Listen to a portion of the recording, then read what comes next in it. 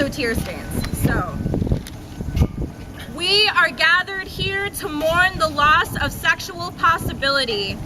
When Douglas Crimp wrote this, he was speaking about the ripples, tremors, cracks felt rendered throughout queer communities in the wake of the AIDS crisis.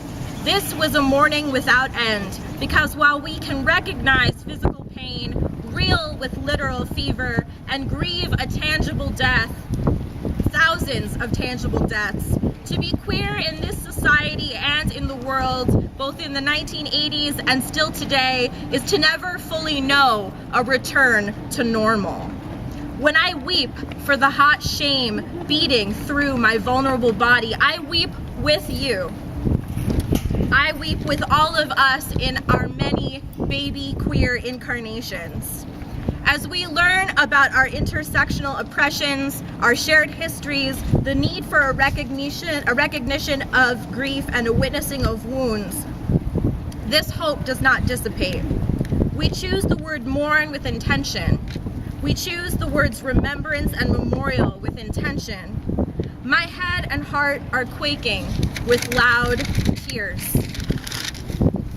In reality, there has never been a permanent queer studies position program at Hampshire College, despite consistent organizing over the years to achieve this and similar goals. With the arrival of Professor Jacqueline Pryor, a thirsty kind of queer hope was born here. Professor Pryor is the only self-identified queer studies scholar currently teaching at a school that claims to have a queer studies program in its admission materials. For Hampshire College to claim a queer studies program in now or in any queer future, and then to refuse a new contract to the only professor who teaches queer studies here, is a wound that I will continue to carry. I have, as a queer disabled student of color, certainly been made to feel unsafe here. Certainly been made to feel that my body is not a body, and certainly not a body deserving of sex, deserving of a context, an erotic context, a political context, a social erotic context. But I have also come alive at this school. I have been born here.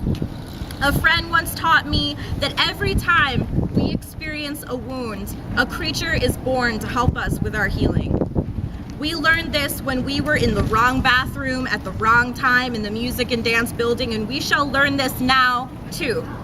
Queers love to learn, I say. We are these abject creatures. We are these fanged and winged beings. When I hearken back to the queer elders and idols of mine, the die-ins, cry-ins, and performances of rage and remembrance of Gay Shame, ACT UP, and other such groups, I do so with a reverence that has been instilled in me here. That has been instilled in me here by people like Jacqueline Pryor. As queers and queer studies scholars and allies, we must learn to not shy away from grief, from the histories of our pain and shame and raucous desire that still inform the stretching of our skin over our vulnerable beating bodies. Grief and pain and mutual recognition does not mean complacency. Death does not mean giving up. My heart screams and it sings too. I recognize queer studies as a right, not a privilege, though it is with great gratitude that I've experienced queer studies and integrated performance here with Professor Jacqueline Pryor and my community of friends, lovers, allies. Without this gratitude, I would not know what to do with my grief. I hold it up. I hold it out. I share it now. I put it in your hands, in your mouth. Spit, sing, please.